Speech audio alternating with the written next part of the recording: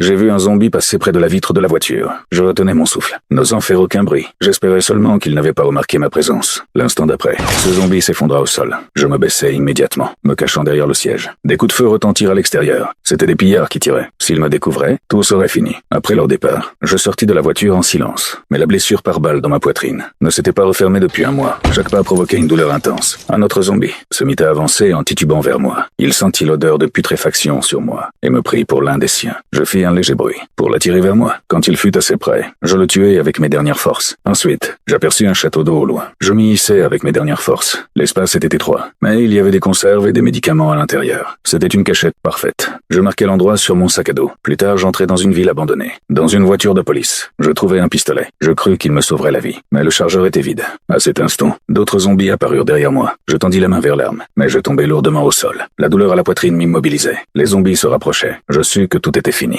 Soudain, un inconnu bondit hors de l'ombre. Sa technique au couteau était rapide et précise. Heureusement, il ne me prit pas pour un zombie. Il me ramena chez lui. Eddie s'appelait Isaac. Il avait été médecin militaire. Il pouvait extraire la balle de ma poitrine, mais je refusais, car les tueurs me traquaient toujours. Je ne voulais pas l'entraîner dans mon malheur. À ce moment-là, un tueur apparut dehors, hurlant mon nom. Isaac sortit pour me protéger. Le chien du tueur flaira mon odeur. Ils enfoncèrent violemment la porte. Le chien trouva la couverture que j'avais utilisée. Je tenais une hache à la main et frappai violemment un placard, mais ils ne me trouvèrent pas. Furieux, il fit demi-tour et partit. Isaac, fou de rage, poussa violemment la porte arrière et commença à battre les zombies dehors. Peu après, il me trouva inconscient au sol. En reprenant conscience, je vis qu'Isaac m'avait emmené au château d'eau. Il avait utilisé les coordonnées que j'avais marquées sur mon sac pour trouver cet endroit. Par gratitude, je lui donnai le pistolet trouvé dans la voiture de police. Mais Isaac ne semblait pas satisfait, car il ne restait plus que 2 balles. Juste assez pour se frayer un chemin à travers la horde. Il voulait utiliser mon odeur pour attirer les zombies au loin. Mais les tueurs continuaient de me chercher, et mes blessures m'empêchaient de bouger. Je refusai sa proposition, mais Isaac sortit le pistolet et m'obligea à accepter. À cet instant, le château d'eau se mit à trembler violemment. Dehors, les tueurs tractaient la tour avec un camion. La vieille structure s'écroula dans un fracas assourdissant.